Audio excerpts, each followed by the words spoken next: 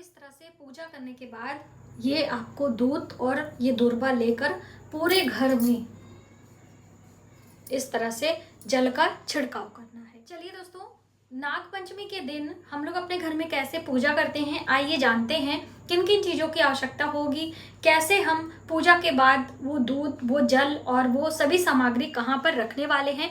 बहुत सारी जानकारी के साथ में ये वीडियो हम आपके लिए लेकर आए हैं। दोस्तों, इस तरह से सबसे पहले हमने एक चौकी लगाई है और उस पर एक कपड़ा बिछाया है और ये हमारे पास शिवलिंग है जिस पे नाग देवता विराजमान है। उनके गले में सर्पों का हार जो भगवान भोलेनाथ पहनते हैं, उन्हीं की पूजा हमें नाग पंचमी के दिन करनी चाहिए।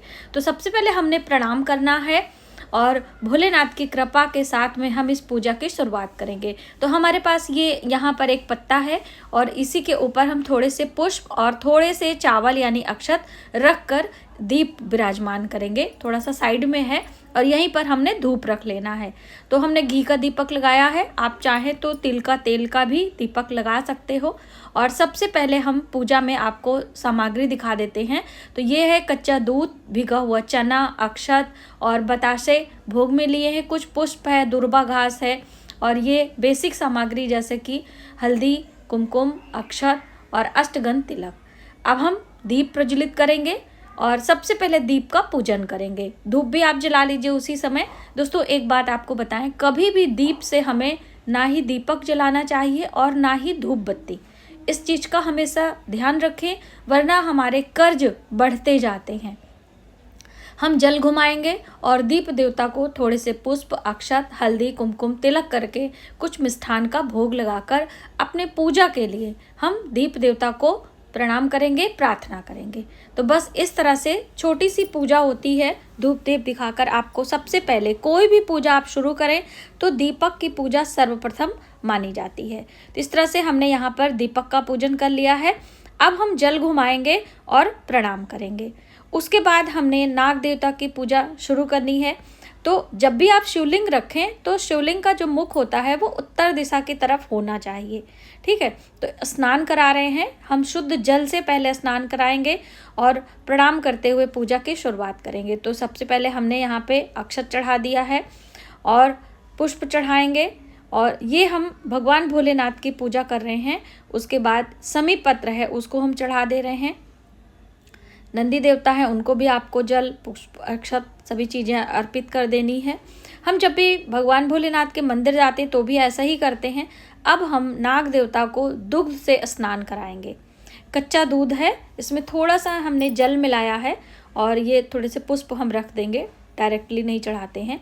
तो बस इस तरह से हम ओम सर्प देवताभ्यो नमः, ओम सर्प देवताभ्यो नमः, इस तरह से आप मंत्र जप कर लीजिए या नमः शिवाय का भी आप जप कर सकते हैं। जो भी आपके दिल में आता है आप श्रद्धा भाव से इस तरह से नाग पंचमी के दिन नाग देवता के ऊपर हमें दूध चढ़ाना होता है, ठीक है।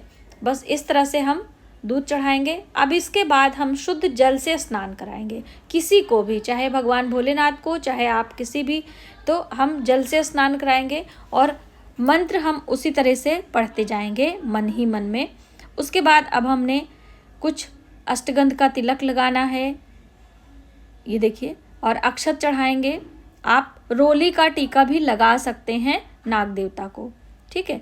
तो बस इस तरह से आपको चंदन टीका करने के बाद हम पुष्पों की माला पहनाएंगे। तो पहले दूर्वा घास चढ़ा देते हैं। ये है दूर्वा, दोस्तों हमने गमले में उगाई है और इस तरह से फ्रेश दूर्वा हम यहाँ पर रखेंगे। भगवान भोलेनाथ के ऊपर भी आप दूर्वा रख सकते हैं, थोड़ी सी सर्प देवता के ऊपर आप रख दीजिए।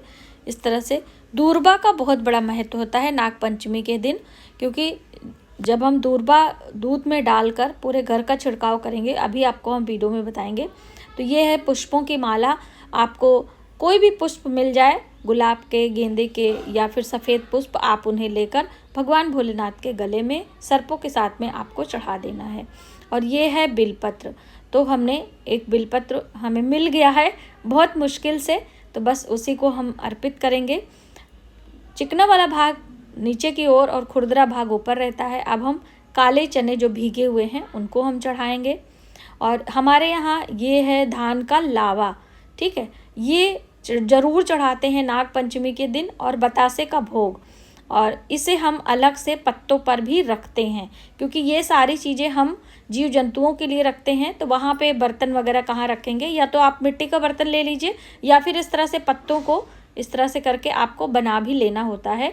तो कुछ चीज़ें इस पे जैसे धान का लावा है, अक्षत है, या फिर हम बात करें काले चने हैं, थोड़े से इसमें दूध भी डाल देते हैं। तो हमारे पास ज़्यादा दूध नहीं बचा है तो आप पहले से भी लेकर रख सकते हो, या जो आपके परात में दूध है वो भी हम बाद में थोड़ा सा डाल लेंगे। तो ये कहते हैं कि हम क्यारी के पास में, पार्क में, झाड़ी में रखते हैं, तो ऐसे अन्य किसी जीव जंतु के लिए भोजन रखते हैं। तो बस दक्षिणा चढ़ाकर हम पूजा का समापन करेंगे। और इस तरह से आपको अब इसके बाद हम धूप दीप दिखाएंगे, आरती करेंगे, वो भी करना होता है। ऐसा नहीं है कि हम वो पूजा कर रहे हैं तो नहीं करेंगे। तो हमने यहाँ पे कपूर की आरती तैयार करी है। यहाँ पर शुद्ध कपूर है हमारा भीमसेनी, और इसको हम प्रज्वलित करेंगे। और ये देखिए धूप दीप है। नमः शिवाय, नमः शिवाय, ओम सर्प देवताभ्यो नमः, ओम सर्प देवताभ्यो नमः। इस तरह से मंत्र आपको मन ही मन में जपते जाना है। अब हम दीप जलाकर सर्प देवता की, भगवान भोलेनाथ की आरती करेंगे। तो देखिए आरती में भगवान शिव की भी आरती आप गा सकते हो, ओम जय शिव ओमकारा।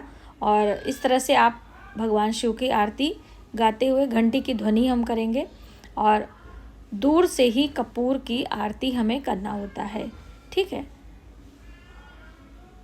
तो बस हम जल घुमाएंगे और भगवान को आरती देंगे, देवी देवताओं को, और उसके बाद स्वयं फिर से जल घुमाकर स्वयं आरती लेंगे। और आरती को आप पूरे घर में घुमा भी सकते हैं और फिर वापस लाकर यहाँ पर रख सकते हैं। तो यहाँ पे समझ में नहीं आ रहा कि हम कहाँ रखें, चलिए यहीं पर रख देते हैं। तो बस इस तरह से छोटी सी पूजा नाग पंचमी के दिन आपको अपने घर में, आप चाहें तो मुख्य दरवाजे पर भी कर सकते हैं, दीवार पर सर्प बनाकर, और आप अपने पूजा मंदिर में भी कर सकते हैं, और आप किसी शिवालय जाकर वहाँ पर भी पूजा कर सकते हैं। ठीक है, तो ये रहा दूध। हमने थोड़ा सा दूध लेकर इसमें दूर्बा घास डालकर अब हम इस दूर्बा, दोस्तों इस तरह से पूजा करने के बाद ये आपको दूध और ये दूर्बा लेकर पूरे घर में इस तरह से जल का छिड़काव करना है। यदि आप मंत्रों का जप करना चाहते हैं तो वो भी कर सकते हैं।